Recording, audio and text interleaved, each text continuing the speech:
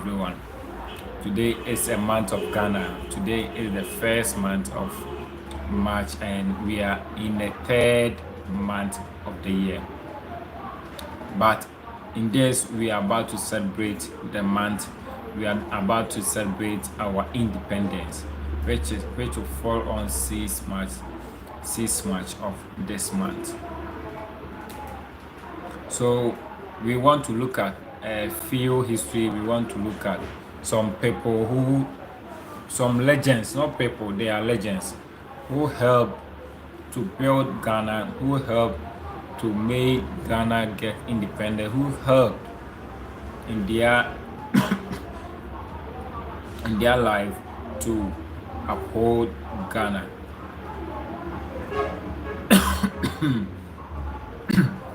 We want to look at a bit history about Yaa Asantewaa.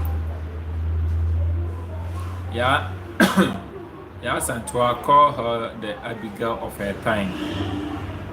In the midst of men, she arose among men who were disheartened in the face of war.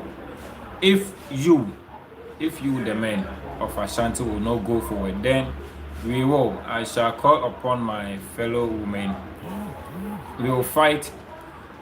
We will fight till the last of us falls in the battlefield. Those were the words of a woman whose bravery was being celebrated years after the Mayas in 1921. Born in 1840, Yaa Asantewaa was born into a family of traditional rulers, as sister to ruler of Ejiso Hene, Nana Akwesi Afrane Okwesi. She was appointed Queen Mother. She used her influence in that position to nominate her grandson.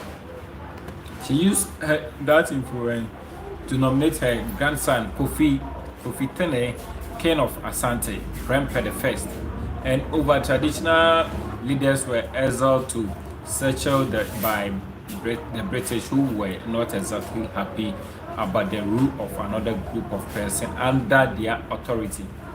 It was their way of getting rid of them. To further establish their lordship, British governor of then Gold Coast, Frederick Hudson, converted Gordons to the sacred symbol of the Ashanti Kingdom. So this woman has helped a lot. This woman is a legend. This is Yaa Asantewaa.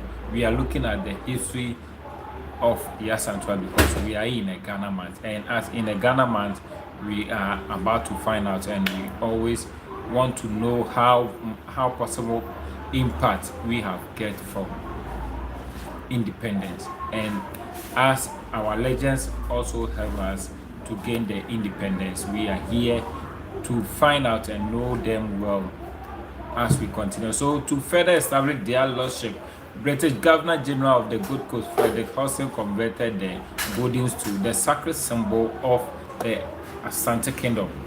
Yaa Asantewaa, together with other chiefs, after noticing how much suffering they will be subject to if they allow the British to continue in their ways, held a secret meeting to find solution to the problem. There was still no consensus on which military step to take to deal with British oppressor at that time.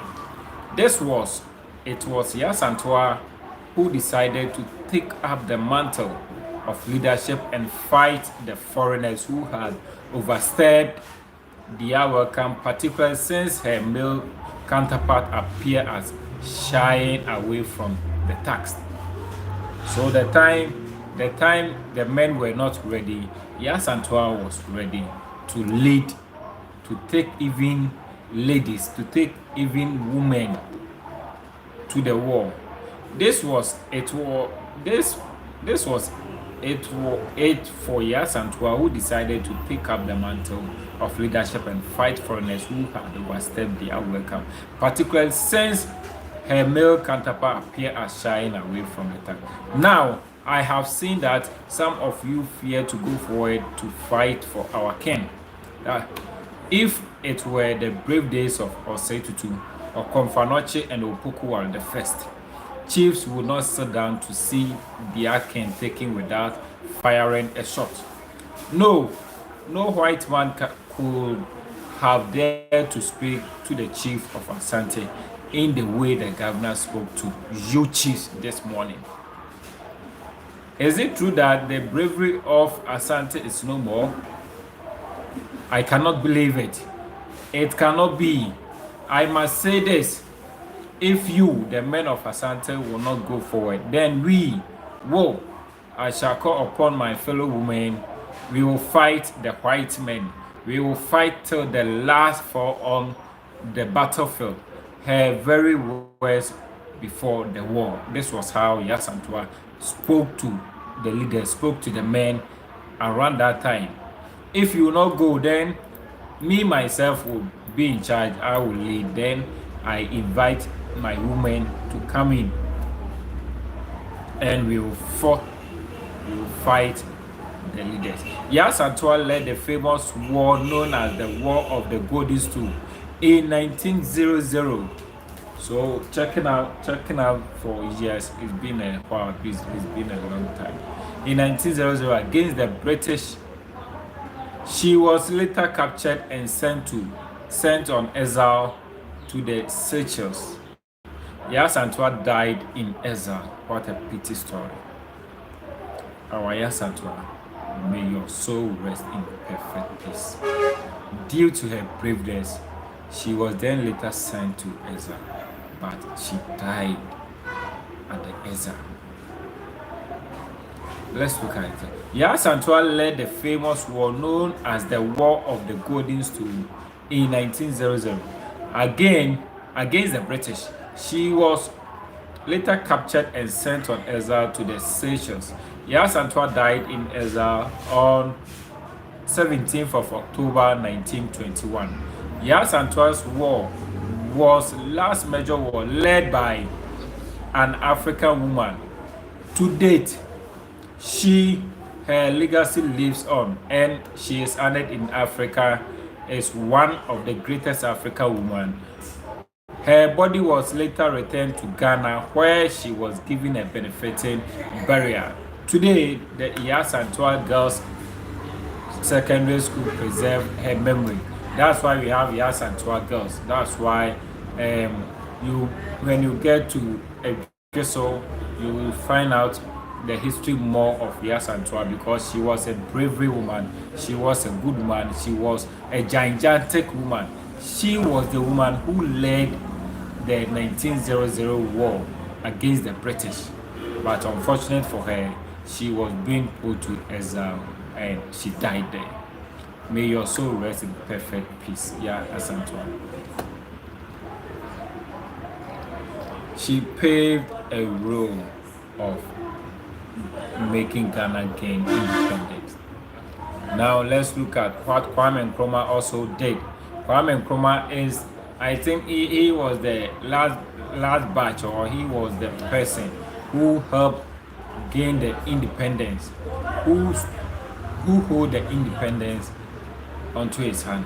Kwame Nkrumah became the first prime minister and later president of Ghana. He was born on September 21st, 1909. So after Yaa Asantewaa was being taken to exile, then came in Kwame Nkrumah birth. So if you look at the war Yaa Asantewaa led with the Britain, it was 1909, and Kwame Nkrumah was also born in 1909, and Yaa Asantewaa was 1900, but Kwame Nkrumah was born in 1909 at Nkrofo in what was the British ruled Gold Coast. Kwame Nkrumah's father was a goldsmith and his mother a retail. Baptized Roman Catholic Church, Nkrumah spent 9 years at the Roman Catholic Elementary School in nearby Half Assini.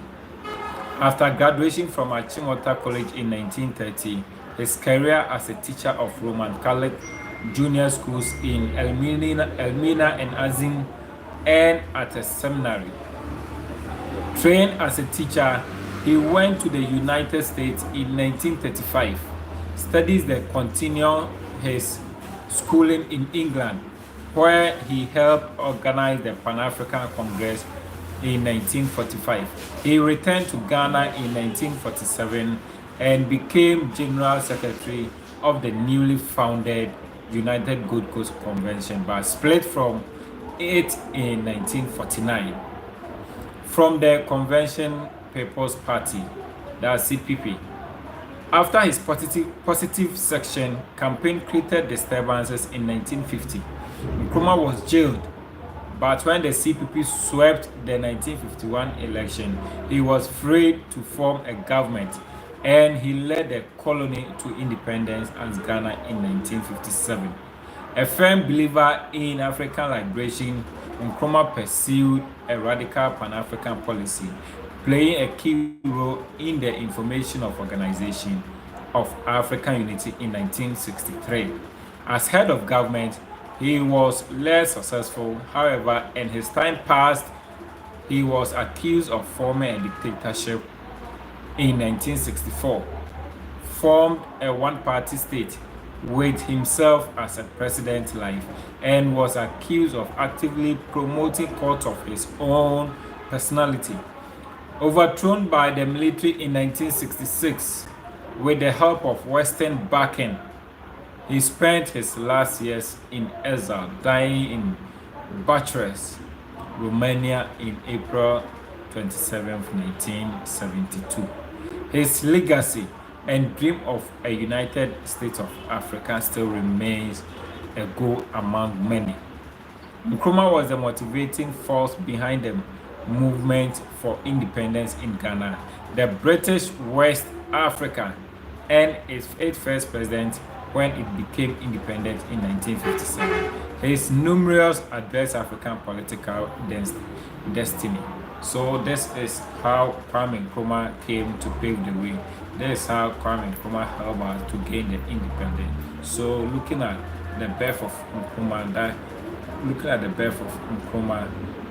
where he passed through, we have a broad history of Nkrumah, but we are just looking, because we are just leading, or we are looking at our independence, how our independence will be celebrated. That's why we just look at a gist of his history and look at his education background. He even further his education in the Europe. Because I would say, because of his father was a blacksmith, I would say Nkrumah was somehow a wealthy man, or coming from a wealthy place. That's how I would say. We have a leader or a legend also called Philip Beho. Let's look at who the Philip Beho is. Philip Kombi Beho was born on January 14, 1904 to Mother Amitoufa, a trader from Gazipo family, and father Du Beho who was a fisherman. That's the father's name, Du Beho, who was a fisherman. He was born in Voza, a fishing village in the suburb of Kita in the Volta region. So as you hear the name, it means the person is from Volta region. And let's see how he also patronized or helped us for us to gain the independence. At the Kita Roman Catholic Boys School, where he had a basic education, he learned to play the organs and became a papal organist till he left the school. Wow. He was a gifted musician from childhood. Philip could play nearly all the drums of Ewe Agbaza. His efforts in music caught the attention of the authorities of the Achimota College, who invited him to teach music at the college in 1938. So the time Nkrumah was about to travel to outside Ghana, Philip Beho was also doing his thing, his personal thing, his own thing, and he was being assigned to teach at Achimota College. In 1949, he was offered a one-year scholarship by the British Council to study for licentiate diploma at the Trinity College of Music in the United Kingdom. In 1950, Gbeho was granted a Gold Coast Government Extension Scholarship to continue to study at Trinity College of Music for the graduates of Trinity College's degree in music. He continues simultaneously with his lectures, broadcast, and African music performances at various venues in London, including the Artists International Centre in Piccadilly, the West African Student Union Secretariat, Strawberry Hill College, the Royal Empire Society, the Royal Geographical Society, and Royal Kew Gardens.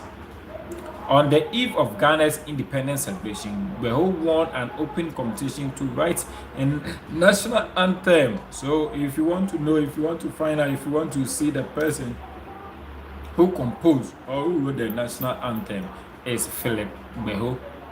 That's why he also played a good role. He's a legend. Look at where he took the music industry to, how he portrayed the music field in promoting the society. So, as his composition remains the national anthem of Ghana until now. Anytime you listen to it, anytime you hear it, you see that, oh, Charlie, there's a good anthem. Yes, wow, it sounds great. I don't know if some people have come together to say, Charlie, let's abolish this anthem. No, I don't see it that way.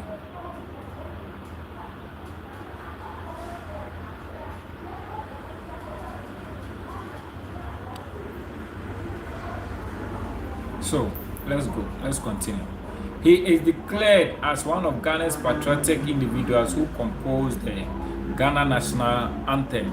He is credited with the establishment of Art Council of Ghana and is acknowledged as the director of music and conductor of National Symphony Orchestra in Ghana. So, Philip Gbeho, he made the Ghana National Anthem. That's why we are adding up, or we are looking at the legends who made Ghana proud, who helped Ghana in gaining its independence, who shaped the history of Ghana. Once we are legend, we need to impart. So these are the impartation we had or we get from them. Looking at the face of Yasantua, Yasantua helped us leading a war with the Europeans or the Britain. Philip Gbeho, Kwame Nkrumah lead us to gain independence. Philip Gbeho also composed the Ghana National Anthem. Let's look at somebody like Komfo Anokye. Komfo Anokye, there have been conflicting narration about his tribe and origin, but one thing is certain. His name is Kwame Frimpong. Komfo Anokye's name was Kwame Frimpong. So me, I will say, as I'm called Cages, I have another name, or I have my real name that was given to me by my parents. So he was Kwame Frimpong Anokye, but because he became the priest, the name he took off his two names, then added the title of his work, Komfo, to the Anokye. Komfo Anokye, yes, Komfo Anokye. Some accounts link his lineage to Awukugwa Akwapem in Eastern region, but his descendants claim he was born of an Ashanti mother, Ya Anubia. Both and Ano his father. So you see that I separated it. Anokye, but now it comes in. His father was called Ano. Okay, wow, let's continue. Ano, his father was from Awukugwa Akwapem, part of the Ayadi tribe. and was related to the military leader Osei Tutu, the other co-founder of the Ashanti Kingdom, through a maternal uncle. Some accounts also say he was a twin who had linkages to the Volta before he became to the Ashanti Empire. He brought with him gifts from the gods, totem poles which were firmly clenched to his palms. His parents and family believed he was sent by the gods to lead the Okere people. Later in life, he attained priesthood and was given the title Okomfo. His full name became Okomfo Anoche. His ancestral home, the house he was born in, is opposite the Awukugwa Chief Palace. A shrine is located at Awukugwa and is a frequent site of meeting for the Ohum Festival in October. The shrine consists of a palm tree which he climbed without his sandals and a large rock from which he caved a game of Owari. Other shrines cited are located in Awukugwa, Akuapem. Komfo Anokye was considered the greatest lawgiver, the wisest Saji of the Asante people, and he was mostly known for his reported abilities in healing and regulating nature. He met Osei Tutu, and the two became close. Anokye's impact on the Asante nation is undisputed. According to history, he is the principal architect of Asante laws, customs, and belief about religion and supernatural powers. He was a record of great deeds and miraculous cures. It is said that, among other things, he climbed palm trees with his sandals on the cave a game of Owari, a strategy game utilizing shallow indentation and pebbles or the like out of a stone slab with his bare fingers. He is also to be brain behind the naming of Kumasi, the Ashanti regional capital, and Kumawu. I don't know if you have heard that story before. Kumasi and Kumawu. A district in the region. According to records, he planted 2 trees, one which survived and the other died. So the one that survived was the Kumasi, and the other one that died was Kumawu. He endowed the emerging Asante state with a national capital, a national festival, a national army, and a flexible constitution. King Osei Tutu gave Anokye land to settle on after he helped them to defeat the Dentra. This land was named Nzima, according to oral tradition. After the Ashanti defeated the Dentra, the golden stool descended from heaven to land on Anokye's lap. Sorry guys, that's Ghana lifestyle. If it's not light out, your network will not be standing on. So sorry. Let's continue from where we reached. We are looking at the history of our legends, and because we are in a Ghana month, because we are celebrating Ghana, very soon Ghana will be celebrated its independence. And once we are in a Ghana month, we have to look through our legends, how they shaped and helped our country. So as we were saying about Komfo Anokye, he gave it to the Ashantis after defeating the Dentra. He commanded for a gold stool to descend from the sky or the heaven. Then came on his laps, and he later gave it to the Ashantis. He also put a sword in the ground as a symbol of unity between the Nzima and the Ashanti. The oath also prevented the Ashanti from fighting the Nzima and allows Ashantis and Nzima to marry each other, one single plantain as a dog. Wow.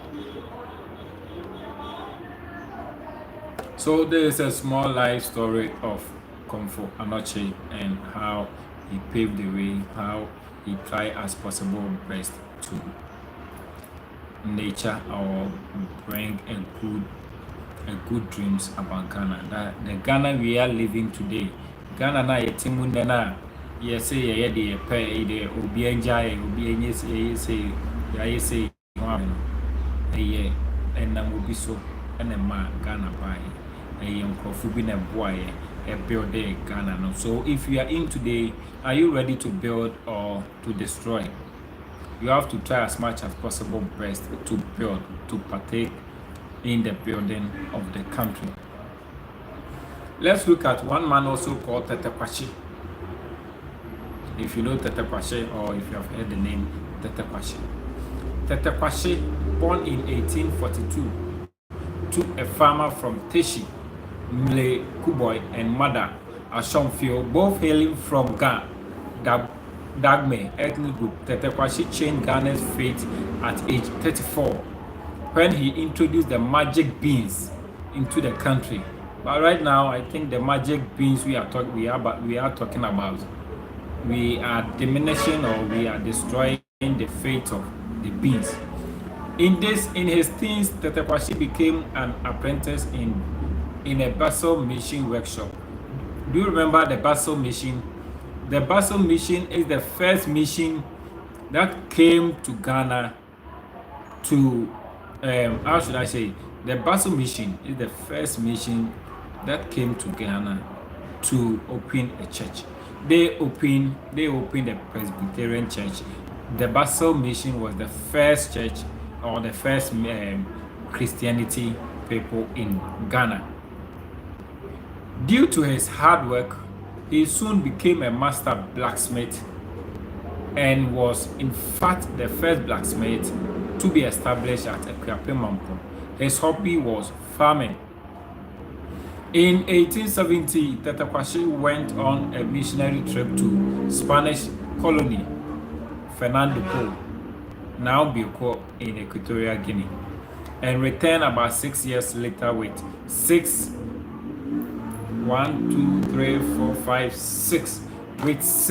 cocoa beans.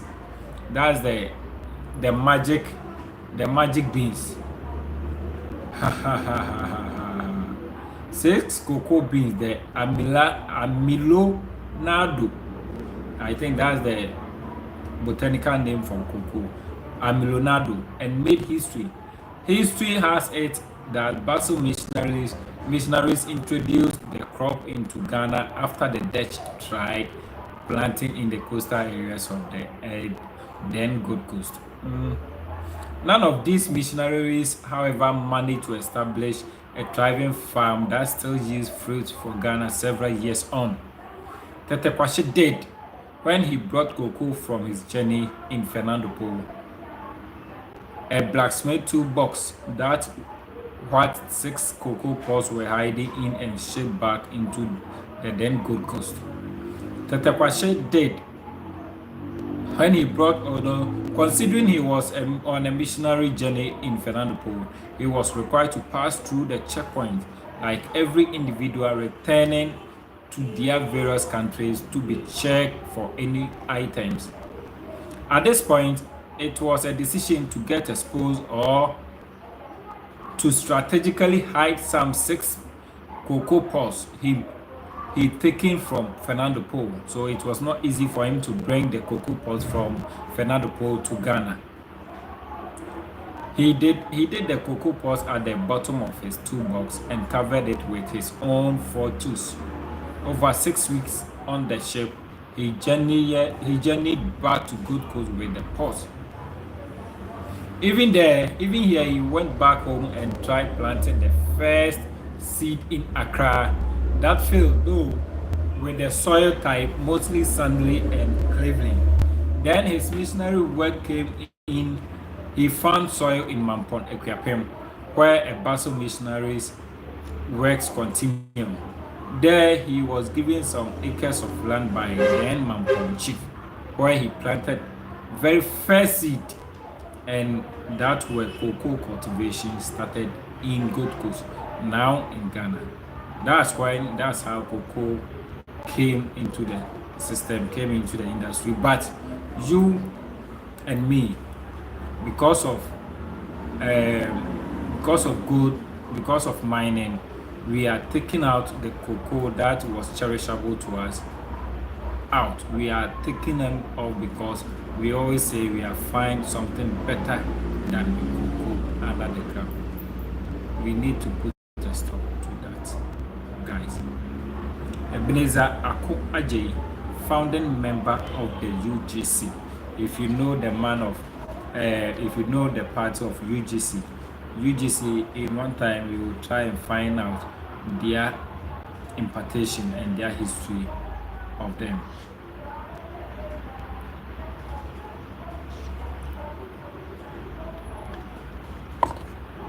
So let's continue. Let's look at Ebenezer Ako Adjei.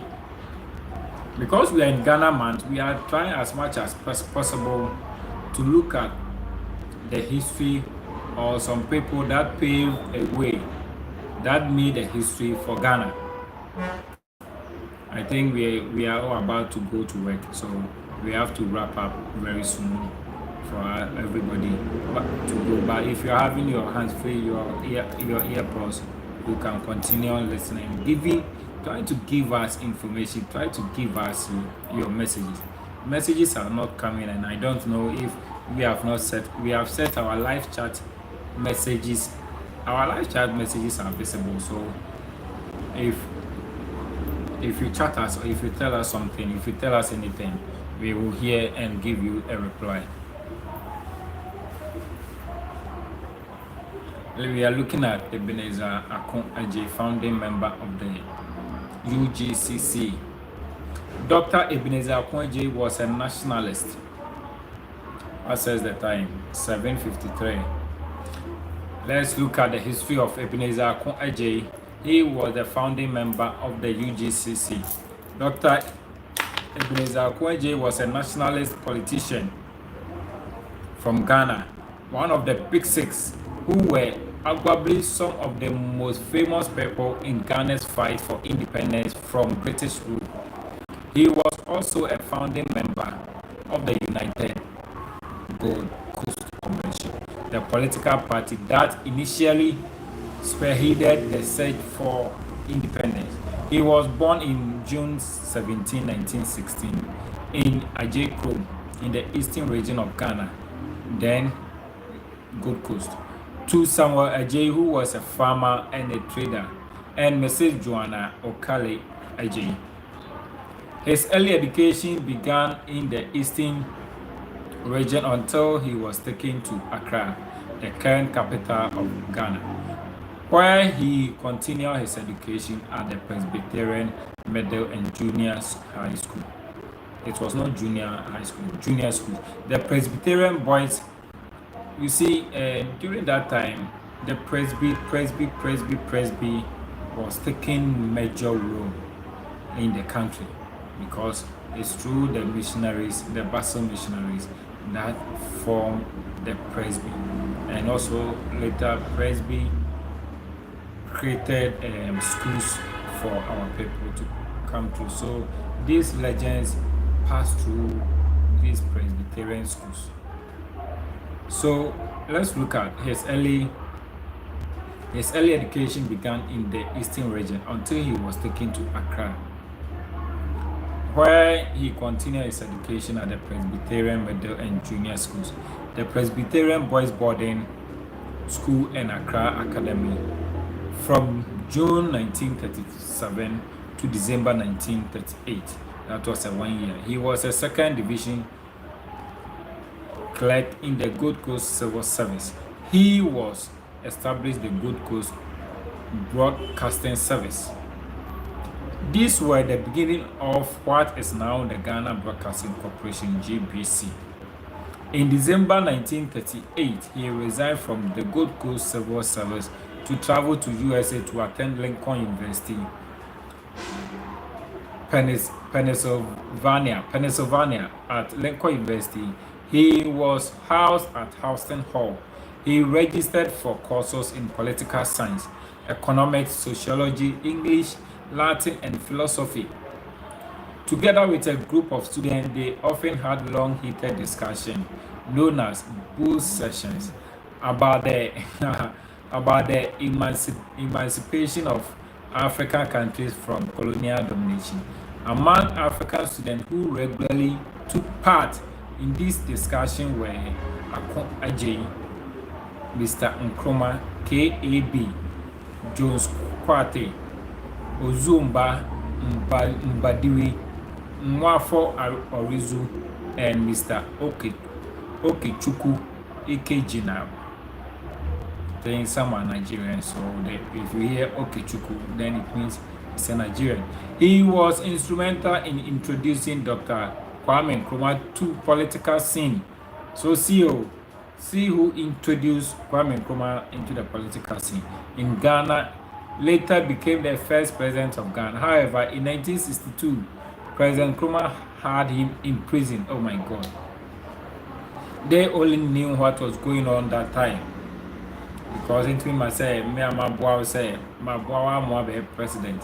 Then, obey president, as time goes on, what jailing me? What was that? Only the legends can explain. He was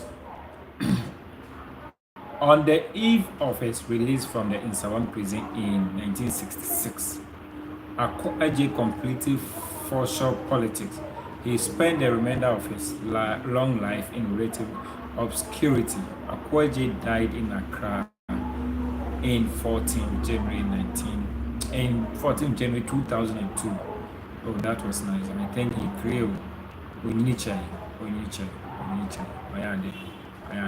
So guys, I think we have a lot of leaders that we can look at about them. We have a lot of legends that are passed by.